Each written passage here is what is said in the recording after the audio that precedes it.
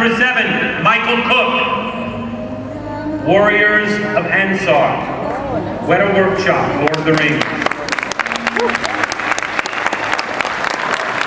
Michael wears salvatory armor made with hardened leather, bronze chainmail with gold rings, woven in a vine pattern. The armor has a distinctive eagle motif.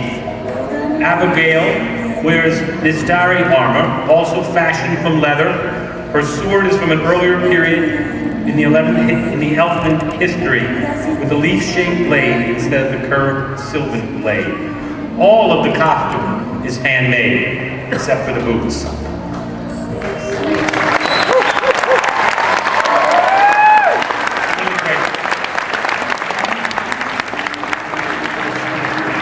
You know, I see a lot of these really, really great costumes, Peter, and I'm looking at them going, you know, for these people, they look fantastic. You get someone to create something like that. For me, I still look like the backseat of a 57 Chevy. And, you know, I love to look like that. That's incredible. Okay, our next one is contestant number 8. Susan Meany in the Master Professional category from Greenville, South Carolina. Costume title is the Elizabethan Lady.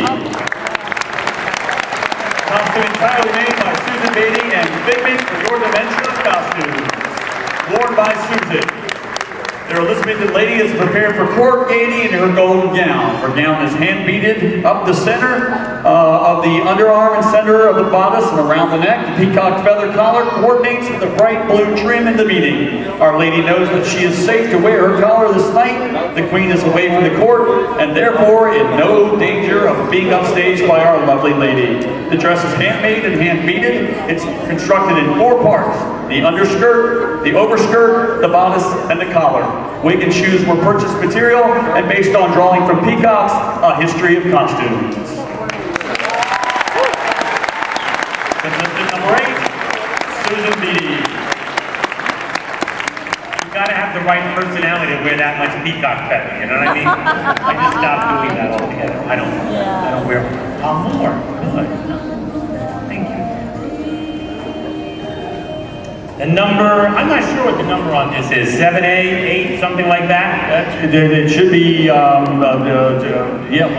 It's Glenn Beatty though, right? Yes, it's Glenn. Glenn Beatty from Greenville, South Carolina. Captain Macbeth. The inspiration is rum, plunder, rum, booty, rum, pirate ships. Captain Macbeth is a 1700s pirate captain of the DMV Maelstrom. He likes to cut a dashing figure in his black and silver velvet coat, black velvet pants, fancy silver vest. However, he is always armed and prepared for action. Coat, vest, shirt, and pants, all handmade by Captain Macbeth's wife. Hat, belt, and weapons were purchased.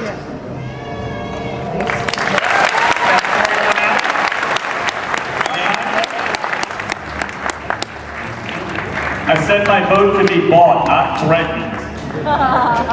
With that big a sword, he's my favorite.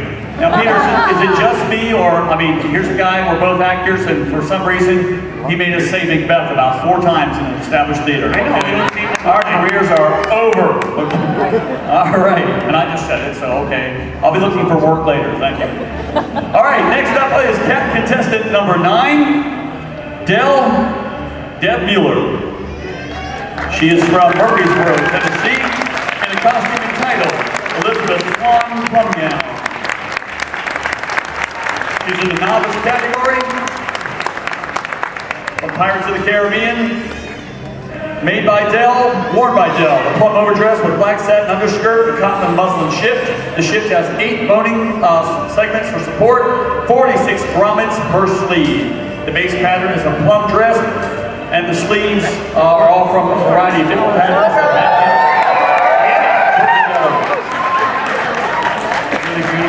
I don't know about you, Peter. I love being up here. Contestant number 9. Excuse me, number 8, Dell. I think you're next. I guess you are, I do believe. Do you have, that was number 8, so you should have number 9. I have number 11 next. Okay, I have 12, let's go with the next one. Should we go for 11? Go ahead. It's not what looks like to be coming out next, but it's Sarah Conte. Sarah? Shall we bring this group out anyway? I don't have the name. Yes. Okay, Sarah Conte from Indianapolis, Indiana.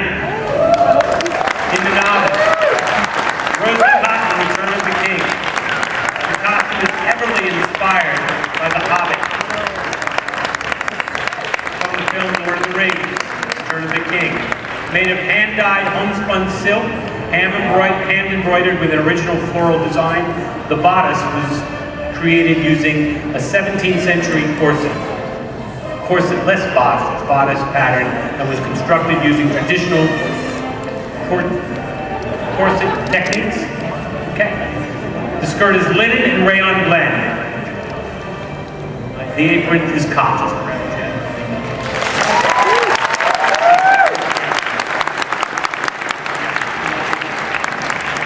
All right, a little bit of a mistake on that one piece of paperwork. We're getting it caught up right now. However, we're going to go forward with the next contestant.